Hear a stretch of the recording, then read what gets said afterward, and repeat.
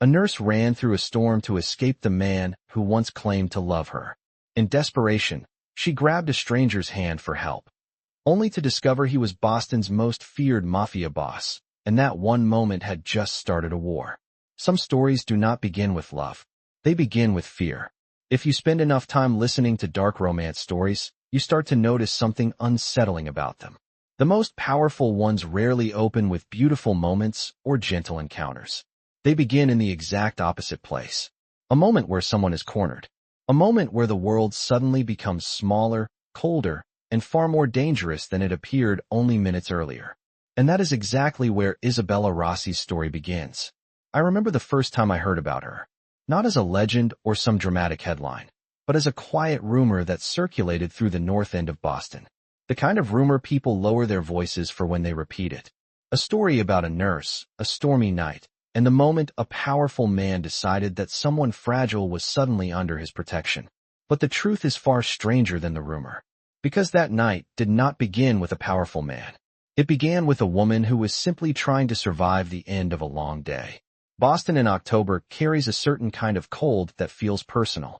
The wind cuts through the harbor streets like it knows exactly where your coat is too thin. The rain that night fell hard and relentless, drumming against the concrete parking structure behind St. Mary's Hospital. It was close to midnight when Isabella Rossi finally stepped outside. She had spent 12 hours inside the pediatric ward, moving between hospital rooms filled with worried parents and sick children. If you have ever watched someone who works in pediatric care, you know there is a quiet strength in people like that. They absorb fear and exhaustion from everyone around them while pretending everything will be okay. But strength has limits.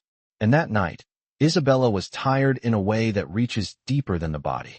The kind of tired that settles into your bones. Her pale blue scrubs were wrinkled from a long shift, her red hair damp from the misty air drifting in through the hospital doors. She moved across the parking garage, slowly, searching through her bag for her car keys while the rain echoed through the empty concrete levels above her. That was when she heard footsteps, not the casual kind. Slow, deliberate. If you have ever been followed before, you know the exact moment your instincts wake up. It is not something you think through logically. Your body simply recognizes danger before your mind has time to catch up.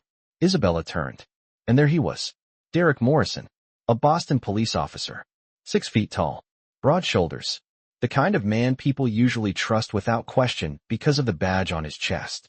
6 months earlier, Isabella had trusted him too. That trust had ended the first time he raised his hand against her. Now he stood in the shadow of the parking structure lights, rain dripping from his jacket, his expression carrying that familiar mix of anger and entitlement that every survivor of an abusive relationship learns to recognize. "You've been ignoring my calls," he said. The words were quiet, but there was something dangerous behind them. And this is the part of the story that still chills me every time I think about it. Because Derek Morrison was not just angry that night. He was desperate. Desperate men are unpredictable, and unpredictable men are the most dangerous kind. Isabella tried to walk past him. He blocked her path. He said something about money, something about bad people he owed. And then he said something that turned the entire moment into something far darker. He told her she could help him fix everything. Not with money, with herself. That was the moment Isabella realized this was no longer an argument between two people who used to date. This was a trap closing around her. She ran, out of the parking structure, into the storm. The rain hit her face like needles as she sprinted down the empty street, her breath sharp in the cold air. Behind her she could hear Derek shouting her name. What happened next sounds like something from a movie, but it was very real. Because when Isabella turned the corner onto a quiet street in the North End, she saw a man standing beneath the warm lights of a restaurant entrance. Tall, calm, perfectly still in the middle of the storm. And in a moment of pure instinct, she grabbed his hand and whispered the words that would change both of their lives forever. "Please help me." That man was Lorenzo Benedetti. If you know anything about Boston's hidden power circles, that name carries weight. It belongs to a man whose influence reaches far beyond construction companies and business deals. A man whose protection is absolute once he decides to give it. But here is the part that fascinated me the most when I first heard this story. Lorenzo Benedetti did not hesitate. He simply looked at the terrified woman holding his hand, then at the furious man chasing her through the rain. And in that quiet moment, something shifted. The kind of shift that changes the direction of a life forever. Welcome to Rose's Stories, where we explore the dangerous, emotional, and unforgettable worlds hidden inside dark romance. If stories like this intrigue you, take a moment to subscribe to the channel so you will not miss the next story waiting to unfold. Because Isabella Rossi had no idea what she had just stepped into that night. She thought she was asking a stranger for help. What she actually did was step directly into a war between two powerful men. And the strange thing about life is that sometimes the moment you think you are escaping danger is actually the moment your real story begins. When Isabella Rossi grabbed Lorenzo Benedetti's hand that night, she did not know who he was. She did not know the quiet power attached to his name, the kind of power that moves through cities without needing to announce itself. To her, he was simply a stranger standing beneath warm light in the middle of a storm. A stranger who looked calm, while everything around her felt like it was collapsing. But to understand why that moment mattered so much, you have to understand who Isabella Rossi was long before that night ever happened. Because Isabella was not the kind of woman people usually imagine when they hear stories about dangerous men and powerful worlds. She was not wealthy. She was not connected to anyone important. She did not grow up surrounded by influence or privilege. She was a nurse, the kind who works night shifts when the rest of the city sleeps. If you have ever spent time in a hospital after midnight, you know there is a certain quiet sadness to those hours. Fluorescent lights hum softly above. Empty corridors. Machines beep slowly in patient rooms. Nurses move from door to door carrying charts and tired smiles, trying to make people feel safe even when they themselves are running on exhaustion. That was Isabella's world. She grew up in a small apartment in East Boston with her mother, Isabella Rossi, a woman who worked 2 jobs for most of Isabella's childhood just to keep the lights on. There was never much money, but there was always discipline and stubborn resilience. Elena used to say something Isabella never forgot. You don't need a powerful life. You just need a meaningful one. Maybe that was why Isabella chose pediatric nursing. She liked the idea of helping people who were too small to help themselves yet. Children fighting illnesses they could not understand. Parents who needed someone calm standing beside them during the worst nights of their lives. But life has a way of testing people who try to live quietly. 6 months before the night in the rain, Isabella met Derek Morrison. At first, he looked like stability. He was confident in that way uniformed men often are. A Boston police officer with steady pay, broad shoulders, and the kind of protective attitude that initially feels comforting when you are used to carrying responsibilities alone. Their relationship moved quickly. Too quickly, if she had been honest with herself. And like so many stories that begin this way, the warning signs appeared slowly. First it was small things. Derek questioning where she was after late shifts. Derek showing up unannounced outside the hospital.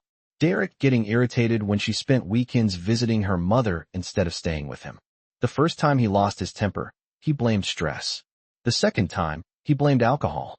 The third time, he blamed her. If you have ever studied abusive relationships, you know how quietly they escalate. Not with dramatic explosions at the beginning, but with small shifts in control.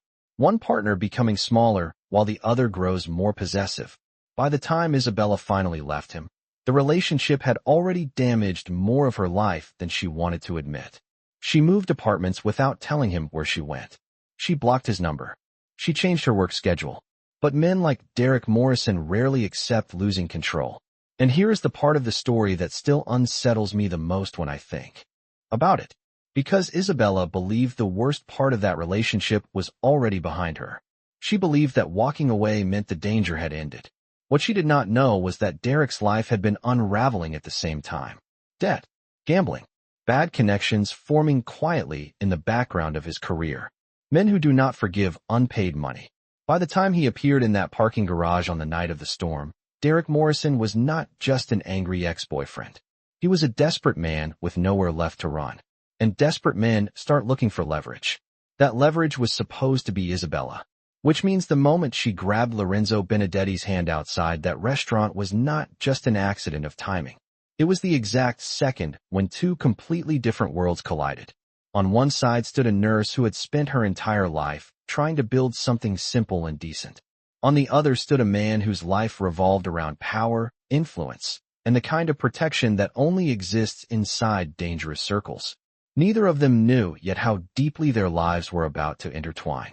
But something about the way Lorenzo Benedetti looked at Isabella in that moment suggested he already understood one thing. She was no longer just a frightened woman running through the rain. She had just become part of a much larger story. But the moment two worlds collide, the past rarely lets go without one last attempt to humiliate the person trying to escape it. For Isabella Rossi, the days following that storm did not bring the peace she thought she had earned by walking away from Derek Morrison. Instead, they revealed something far more uncomfortable about how power works in ordinary life. Because Derek had worn a badge, and in cities like Boston a badge carries weight long after the truth behind it has started to rot. The first sign appeared at the hospital. St. Mary's was the kind of place where reputations mattered quietly, but deeply. Nurses relied on one another. Doctors trusted the stability of the staff around them. If someone had worked long enough in those corridors, people knew their character without needing long explanations. Isabella had spent years building that quiet trust. But one morning, less than 48 hours after the night she ran through the rain, she began noticing the way people looked at her differently. It started with small pauses in conversation when she entered the break room. Two nurses whispering near the coffee machine who suddenly fell silent when she walked past. A doctor glancing at her with an expression that carried concern mixed with doubt. At first she tried to ignore it. Hospitals are stressful environments. People gossip. Rumors pass through staff corridors faster than infection through an emergency room. But by midday, the pattern became impossible to miss. Dr. Martinez finally pulled her aside near the medication station, lowering her voice in a way that suggested she did not want anyone else to hear. "Isabella," she said carefully, "a police officer was here asking about you yesterday." The words landed like a quiet blow. Isabella already knew the answer before she asked the question. "Derek Morrison?" Dr. Martinez nodded. "He said you might be unstable lately, that you had been under emotional strain and might need time away from work." Isabella felt something cold move through her chest. Not fear exactly. Something closer to disbelief.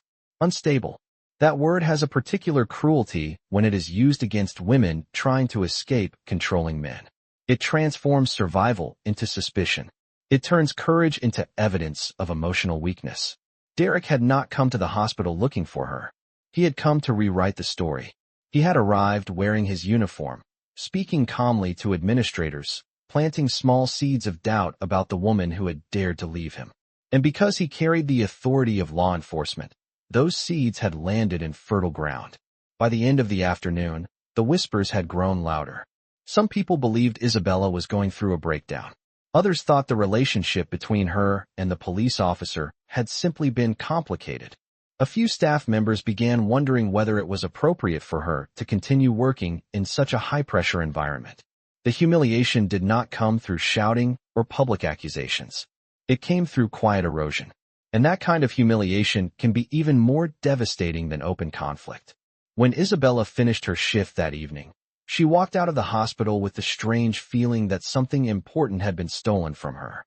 Not her job, not her safety, her credibility.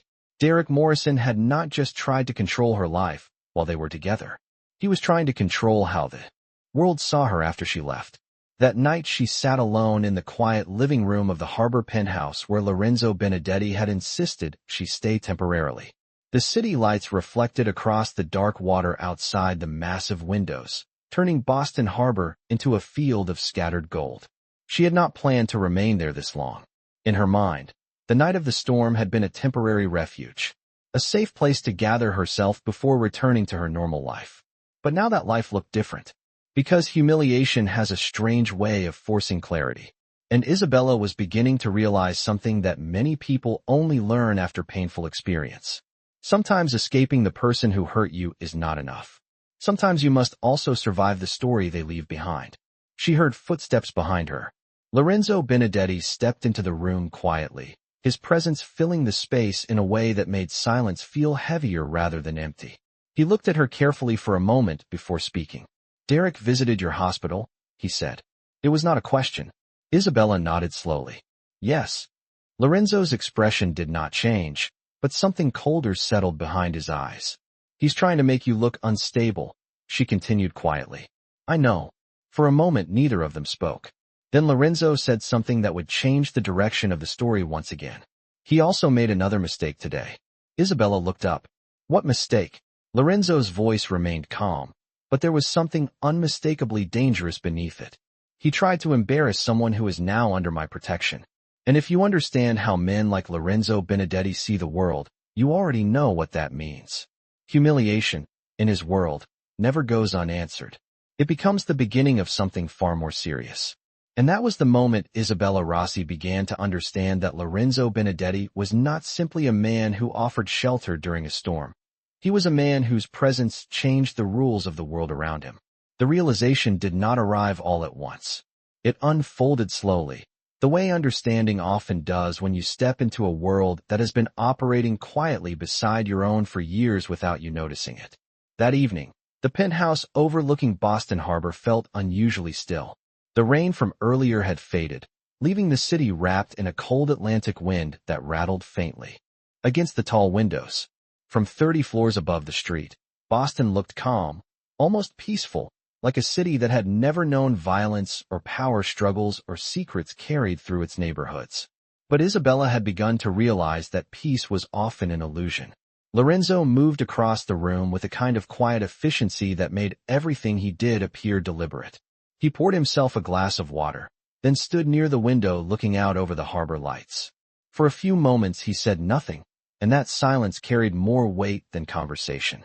Isabella had met powerful people before, doctors who ran entire departments, administrators who controlled hospital budgets. But Lorenzo carried a different kind of authority, the kind that didn't need announcements or titles, the kind that existed simply because everyone around him understood where the boundaries were. Do you know why Derek Morrison came to your hospital? Lorenzo asked finally. Isabella leaned back slightly in the chair. He wanted to embarrass me. Yes, Lorenzo said calmly. But humiliation was not his primary objective. She frowned slightly. What do you mean? Lorenzo turned toward her now, his expression thoughtful rather than angry. Men like Derek rarely act without pressure, especially when they are already losing control of their lives. Isabella studied him carefully. You think someone sent him? I know someone did. The room fell quiet again. This was the moment when Lorenzo Benedetti stopped being simply a protector and started revealing the deeper structure of the world Isabella had unknowingly stepped into. There is a man named Mikhail Koff, Lorenzo continued. The name meant nothing to Isabella, but the way Lorenzo said it made the air feel heavier. He runs a Russian criminal network operating along the East Coast, Lorenzo said. Smuggling routes, financial laundering, weapons distribution. Boston has been one of the few cities he hasn't fully controlled. Why not? Because my father stopped him. The words were simple, but the weight behind them was unmistakable. Isabella felt a quiet chill move through her chest. Your father? Lorenzo nodded once. Antonio Benedetti. Even if Isabella had never followed the complicated networks of power in Boston, the name carried a faint echo of recognition. The Benedetti construction empire had built half the waterfront developments across the harbor. Hotels, office towers, residential complexes that define the skyline. But construction companies rarely generate the kind of tension that Lorenzo was describing. My father understood something about cities, Lorenzo continued quietly. If power is going to exist, and it always will, then someone responsible has to manage it. Manage it. Control it. He looked back out toward the harbor lights. Koff believed Boston should belong to him. My father disagreed. Isabella hesitated before asking the next question. What happened to him? For the first time since the conversation began, Lorenzo's expression hardened slightly. A car bomb. The words settled into the room with quiet finality. 12 years ago, he continued. Outside a restaurant 2 blocks from here. Isabella felt a slow realization forming in the back of her mind. And Derek Morrison. Yes, Lorenzo said calmly. He was involved. The pieces began falling into place with uncomfortable clarity. Derek's sudden desperation. His debt. His attempt to humiliate Isabella publicly. His insistence that she could help him fix his problems. He owed money, Isabella said softly. To Koff. Yes. Lorenzo's voice remained steady.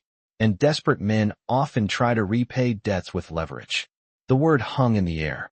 Leverage. Isabella suddenly understood what Derek had meant in the parking garage that night. The moment when he suggested she could help him solve everything. Not with money, With herself. A cold wave moved through her chest. He was going to use me, she said quietly. Yes. The answer came without hesitation. For a few moments, Isabella simply sat there absorbing the realization that her life had been quietly drifting towards something far more dangerous than she had ever imagined. Then she asked the question that had been forming since Lorenzo first mentioned Koff's name. If Derek was working for him, she said slowly, why did you help me? Lorenzo studied her carefully. The answer he gave was simple, but it revealed something deeper about the man standing across from her. Because once Derek tried to trade your safety for his survival, Lorenzo said. You stopped being his leverage. He paused slightly. You became mine to protect. And in that moment, Isabella understood something about Lorenzo Benedetti that went far beyond rumors or whispered stories about organized power. Protection, in his world, was not a favor. It was a decision. And once that decision was made, it changed everything. And once Lorenzo Benedetti made that decision, the story stopped being about a frightened woman escaping a violent past and started becoming something much more dangerous. Protection, in Lorenzo's world, did not simply mean keeping someone safe inside a penthouse overlooking the harbor. It meant confronting the forces that had created the danger in the first place. The truth of that became clear the next afternoon. Boston looked calm that day. The sky was pale gray, the harbor water moving slowly beneath the winter wind. From the outside, the city appeared exactly as it always had. Crowded sidewalks, quiet cafes, the constant rhythm of ordinary life continuing without interruption. But beneath that calm surface, Lorenzo's world was already moving. Isabella realized this when Vincent, the man who had been quietly acting as Lorenzo's security chief, stepped into the penthouse with a phone pressed to his ear.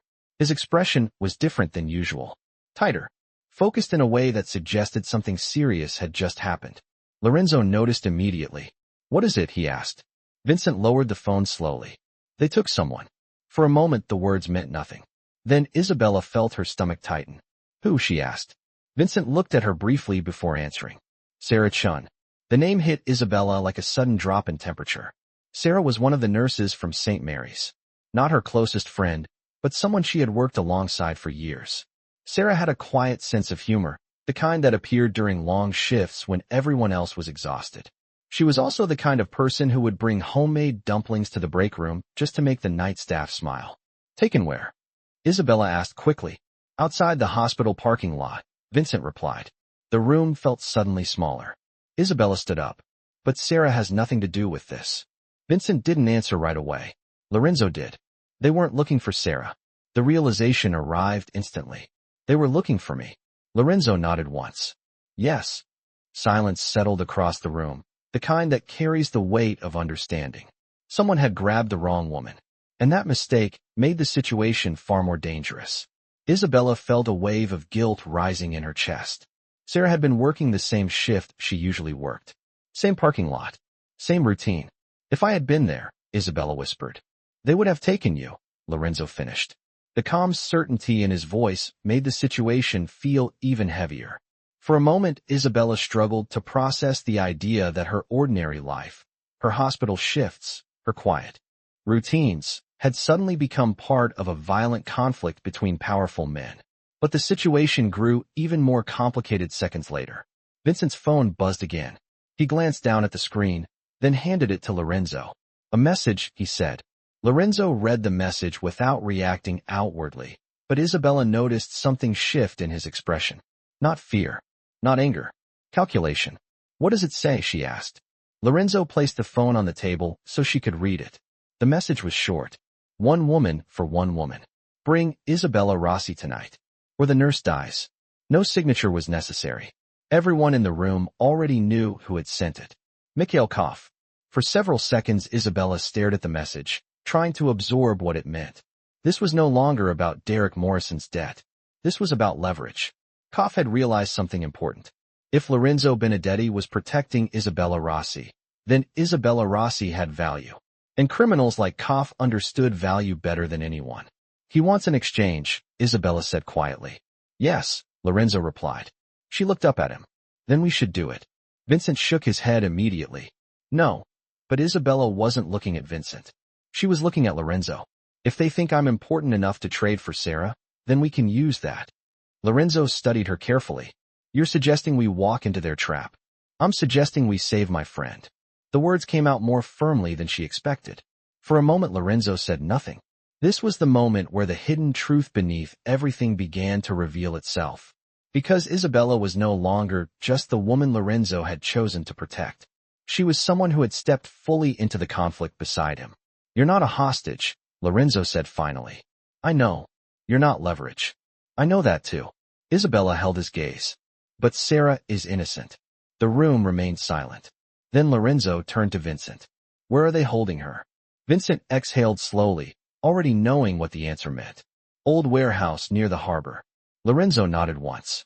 Prepare the cars. Isabella felt her heart begin beating faster. The plan was forming now, and she understood exactly what it meant. They were not going to negotiate. They were going to take Sarah back. Because in Lorenzo Benedetti's world, people who harmed the innocent did not get rewarded with exchanges. They got consequences. And once that decision was made, the story moved past the point where anyone could pretend things would return to normal. There is a moment in conflicts like this when everything shifts from quiet tension into open consequence. It is the moment when people stop asking what might happen and start preparing for what must happen. That moment arrived the night Lorenzo decided they were going to the harbor. Boston after midnight carries a strange stillness. The streets grow quieter, the city lights reflecting across the water like scattered pieces of gold. To most people, it feels peaceful. But if you look closely enough, you start to notice the places where other things happen. Empty docks, warehouses that stay lit long after businesses close, trucks that arrive without company logos on their sides. Those are the places where power moves when the rest of the world is asleep. The warehouse Vincent had located sat near the far end of the harbor district, surrounded by rusting cargo containers and abandoned loading cranes that creaked softly in the wind. It was the kind of place you would never notice during the day, but at night it felt like an island separated from the rest of the city. As their car approached the dock, Isabella could feel her heartbeat rising.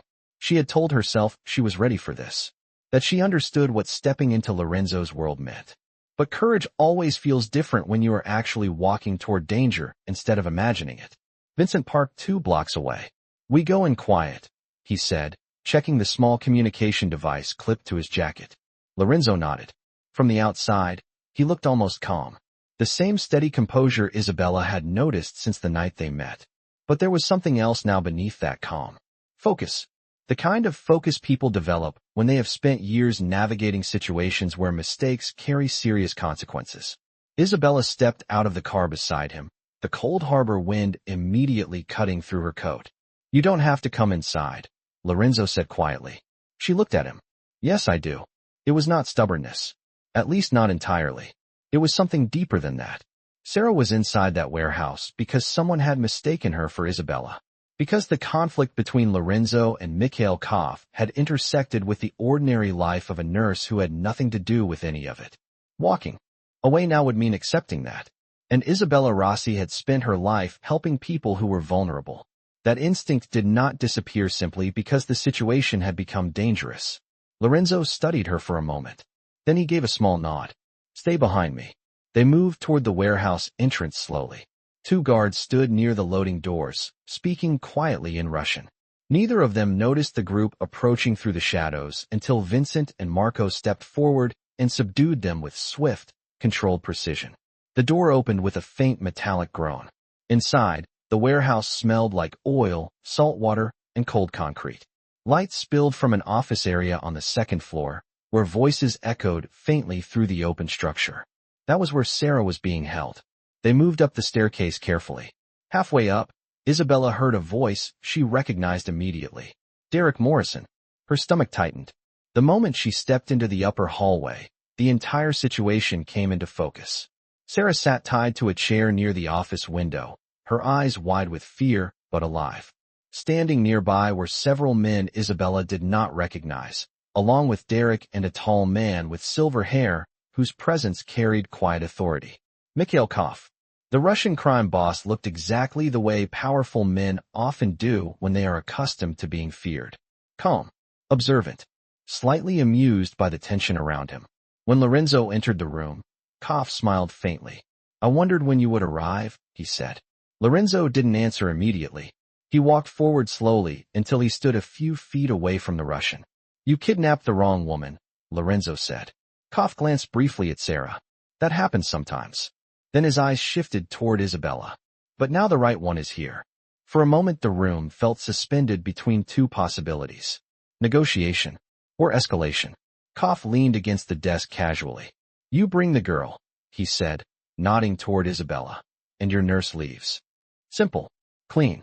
But Lorenzo Benedetti had never built his reputation by accepting terms written by his enemies. You misunderstand something, Lorenzo replied calmly. Koff tilted his head slightly. What is that? This was never an exchange. The shift in atmosphere was immediate. Within seconds, Lorenzo's men moved. The room erupted into sudden motion as guards were restrained and weapons dropped to the floor. It was over quickly, the way operations often are, when the outcome has already been decided before the first move. Derek Morrison tried to run. He made it halfway to the door before Marco stopped him. For a moment Derek simply stared at Isabella, disbelief written across his face. You chose him, he said. The question sounded almost desperate. Isabella did not answer. She didn't need to, because the truth was already obvious. The life Derek had tried to trap her inside was gone, and the world she had stepped into instead was something entirely different. Behind her, Sarah's restraints were cut loose, and the young nurse collapsed forward in relief. Koff stood very still now, the faint smile gone from his face. You've escalated this conflict, he said quietly. Lorenzo looked at him with the same calm expression he had carried all night. No, he replied. You did. And in that moment, everyone in the room understood something important. This was no longer a quiet struggle for influence inside the city. It had become a war between two men who refused to lose. And when the tension of a confrontation finally settles, what remains is often something far more complicated than victory. The ride back from the harbor was quiet. Not the comfortable kind of silence people share when they have nothing left to say, but the heavier kind that follows moments where everything could have gone wrong and somehow didn't. The city lights slid across the car windows as they moved through the sleeping streets of Boston, the harbor fading behind them while the skyline grew closer again. Sarah Chin sat in the back seat beside Vincent, wrapped in a coat someone had found in the warehouse office. Her hands still trembled occasionally, but the worst of the shock had begun to pass. Every few minutes, she looked at Isabella with an expression that mixed relief and disbelief, as if she was still trying to process how quickly the nightmare had ended. Isabella understood that feeling. The night had moved so fast that it barely felt real. One moment she had been standing in Lorenzo's penthouse wondering how her life had become entangled with dangerous men and hidden wars. The next moment she had been walking through a harbor warehouse, where people spoke casually about trading human lives like currency. And now it was over. At least the immediate danger was. But when Isabella glanced at Lorenzo, sitting beside her in the car, she realized something inside her had changed during those hours. Fear had been replaced by something else. Understanding. The car finally stopped in front of the tall glass tower where Lorenzo's penthouse overlooked the harbor. The driver stepped out to open the door, and the cold night air rushed inside as they stepped onto the quiet street. Vincent escorted Sarah to another vehicle waiting nearby.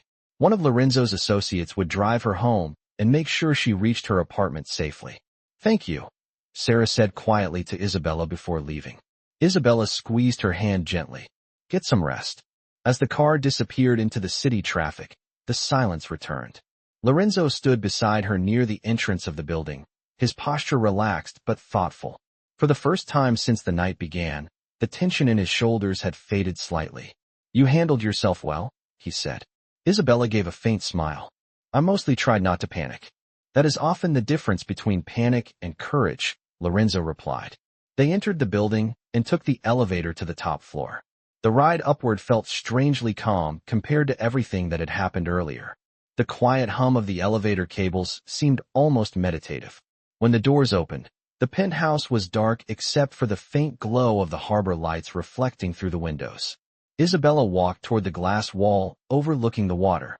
The ocean stretched out beneath the night sky, dark and endless, broken only by distant ships moving slowly across the horizon. For a while neither of them spoke. Moments like this are difficult to explain to people who have never stood inside the aftermath of something dangerous. The adrenaline fades, but it leaves behind a heightened awareness of the person standing beside you. Isabella turned slightly. You could have walked away tonight, she said. Lorenzo leaned against the edge of the kitchen counter, watching her. Yes. But you didn't. No. She studied his expression carefully. Why? For the first time since they met, Lorenzo hesitated before answering. Because when someone becomes my responsibility, he said slowly, I see it through. Isabella considered that. Responsibility. It was a word that carried weight in both of their lives, though it meant very different things in their worlds. For Isabella, responsibility meant patience, families, quiet acts of care that rarely received recognition. For Lorenzo, responsibility meant protection, loyalty, and the complicated network of power he had inherited. Yet somehow those two definitions had collided. You know, Isabella said softly, most people would be terrified of someone like you. That would be reasonable. She smiled faintly. But I'm not. Lorenzo's gaze sharpened slightly. No. She shook her head. Because I've seen something else tonight. What is that? That you don't enjoy any of this. The observation lingered between them. Lorenzo didn't deny it. Instead, he walked toward the window until he stood beside her, both of them looking out across the harbor lights. There are things in life that must be handled, he said quietly. And sometimes the person who handles them does not get to choose whether he enjoys it. Isabella looked at him then, really looked at him, and something shifted in the space between them. The distance that had existed since the night they met, protector and stranger, power and vulnerability, began to dissolve. You saved my life, she said. Lorenzo's voice was calm. You saved your own life the moment you ran. She stepped closer without fully realizing she had done it. And you saved Sarah? That was your decision. Their eyes met. What happened next was not dramatic. There were no sudden declarations, no overwhelming gestures. Just a quiet moment where two people recognized the connection that had been forming beneath everything else. Lorenzo reached for her hand. This time, Isabella didn't grab it in desperation. She held it because she wanted to. And in that small, quiet gesture, the story shifted once again, from survival and conflict into something far more complicated. Something that looked very much like the beginning of love. And sometimes the quiet moment when two hands finally meet is not the end of the story, but the beginning of a life neither person could have imagined before. Weeks passed after the night at the harbor, and Boston slowly returned to the rhythm it always had. Cities have a remarkable ability to absorb chaos and move forward as if nothing unusual ever happened. Traffic returned to the same crowded streets. The cafes in the North End filled with morning conversations. Ferries crossed the harbor beneath the pale winter sky. To most people, nothing had changed. But Isabella Rossi knew better. Because once you have seen the invisible layers beneath a city, the quiet power struggles, the decisions made in shadows, you never quite see ordinary life the same way again. Yet the strange thing was that Isabella did not feel trapped by that knowledge. If anything, it made her more aware of what mattered. On a cold morning nearly a month later, she stood once again inside the pediatric ward at St. Mary's Hospital. The familiar sounds surrounded her. The soft beep of monitors, the murmur of nurses exchanging updates, the distant laughter of a child who had finally begun to feel better. This had always been her world. And it still was. Isabella had returned to work quietly, without announcements or explanations. Some of the whispers that had once followed her through the corridors had faded.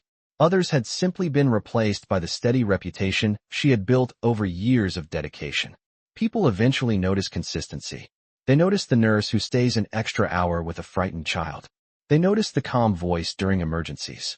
They notice when someone keeps showing up with the same quiet reliability, day after day. Truth has a way of rebuilding itself.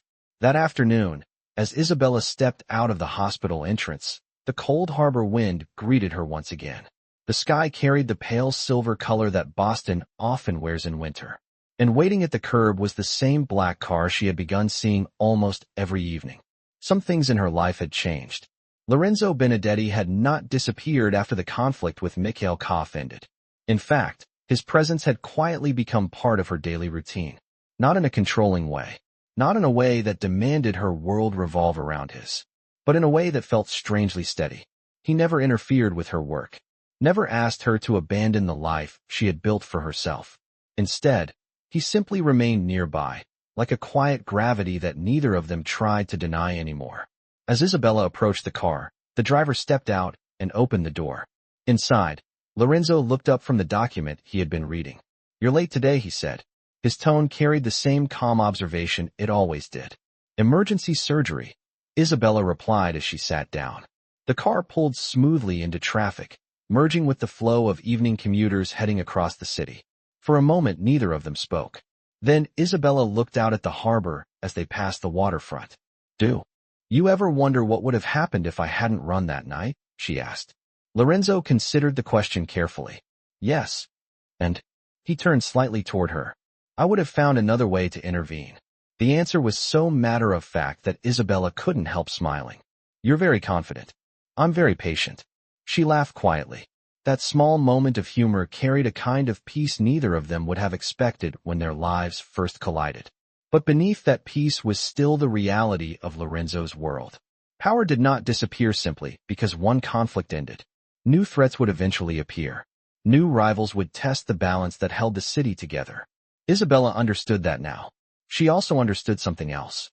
Love does not always arrive in the safe, predictable ways people expect. Sometimes it arrives in the middle of storms, in moments of fear and survival, in the strange connection between two people who come from completely different worlds but somehow recognize something essential in each other. As the car slowed near the harbor overlook, Isabella glanced at Lorenzo again. "You know," she said thoughtfully, "my mother always told me that meaningful lives are rarely easy ones." Lorenzo raised an eyebrow. "That sounds wise." "It is." She watched the harbor lights reflecting across the water. "And I think she would have liked you." That made Lorenzo pause. "Would she?" "Yes."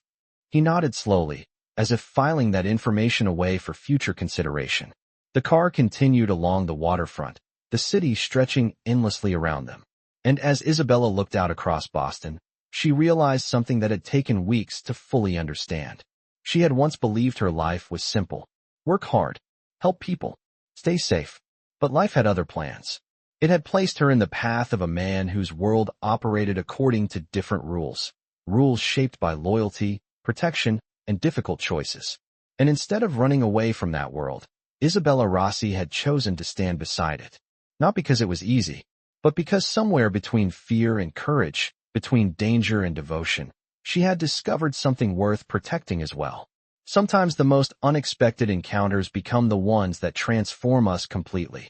And sometimes the hand you grab in desperation during a storm becomes the one you decide to hold for the rest of your life. When you step back and look at Isabella Rossi's journey, from the beginning to the end, what stands out is not simply the danger she faced or the powerful man who entered her life. What truly matters is the transformation that happened inside her. At the start of this story, Isabella was a woman trying to survive quietly. She believed that if she worked hard, helped others, and stayed out of trouble, life would eventually reward her with stability and peace. But reality rarely follows the path we expect. Sometimes the greatest turning points in life come disguised as chaos, moments when everything feels uncertain and frightening. Isabella did not become stronger because she met a powerful man. She became stronger because she chose courage when fear would have been easier. She chose to run when staying meant surrender. She chose to stand beside someone dangerous not out of weakness, but because she understood his character and the responsibility he carried. The deeper lesson hidden inside this story is about recognizing your own worth and refusing to let other people define your story. Derek Morrison tried to control Isabella's life by fear and humiliation. He tried to rewrite who she was in the eyes of others. But in the end, none of that power mattered because Isabella refused to accept the version of herself he tried to create. She continued to move forward, to protect others, and to build a life that reflected her own values. That is something every one of us can learn from. In real life, we may not face mafia wars or dramatic storms in the night, but we all encounter moments when someone doubts us, manipulates us, or tries to make us feel small. The true challenge is deciding whether we allow those moments to define us, or whether we continue writing our own path. Courage is not always loud or heroic. Sometimes it is simply the quiet decision to keep moving forward and to stand beside people who bring out the best in us. Now I am curious about your thoughts. If you were in Isabella's situation, would you have trusted Lorenzo and stepped into a completely unknown world, or would you have chosen to walk away and rebuild a quiet life somewhere else? Please share your answer in the comments so everyone watching can see different perspectives and learn from each other.